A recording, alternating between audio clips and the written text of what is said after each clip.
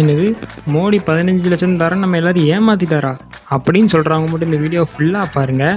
அதாவது ஆக்சுவலாக உண்மையில் மோடி வந்து என்ன சொல்லியிருந்தாருன்னா, பிரைம் மினிஸ்டர் ஆகிறதுக்கு முன்னாடி உள்ள பிரச்சாரத்தில் அவர் சொல்லியிருந்தார். என்ன சொல்லியிருந்தாருன்னா, இப்போ உள்ள அரசியல்வாதிகள் பதுக்கி வச்சிருக்கிற பணத்தை நம்ம வந்து எடுத்து கொடுத்தோமே ஆனால் இந்தியாவில் உள்ள எல்லாருக்கும் 15 லட்சம் வரை கொடுக்குற அளவுக்கு அவங்க வந்து பதுக்கி வச்சுருக்காங்க.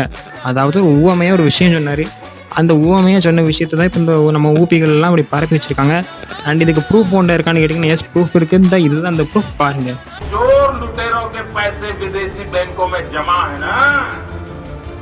भी हम रुपये ले आए ना तो भी हिंदुस्तान के एक गरीब आदमी को मुफ्त में ஊபிகளா ஆனால் நீங்களாம் அதெல்லாம் பார்த்து என்னன்னு கேட்கலான்னு தோணுதுண்ணா.